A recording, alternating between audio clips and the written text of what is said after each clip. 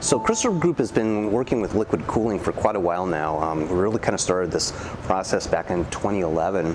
And we had a program called Husky, which was doing some ground penetrating radar for IED detection.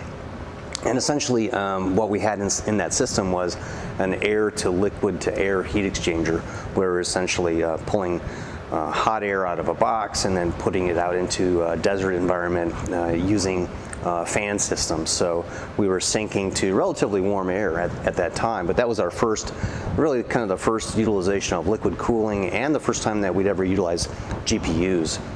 So that really started in, like I said, 2011, and then we started looking at it really from more of a standpoint of how do you address CPUs, because they were growing in heat dissipation, and that was becoming a bit of a challenge to hit some of these 55 degrees C ambient requirements.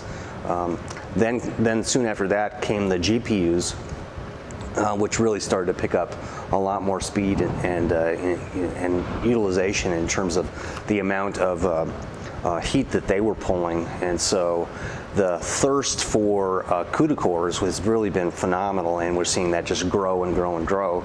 And so we continue to have to figure out the best way to get the heat out of these server class motherboards. And so we ended up doing liquid cooling for the CPUs, the GPUs, and then started to work on pump designs and really reservoirs and then radiators also.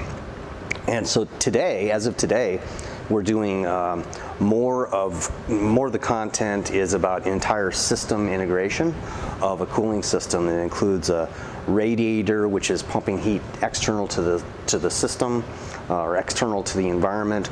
We've got custom designed heat sinks, and we're basically putting a pump system that will take the heat and reject that out to an ambient. And so one of the things about Crystal Group that's really great is the fact that we're here to be an industry partner, so we're not just selling you what we have, we're selling you what you need.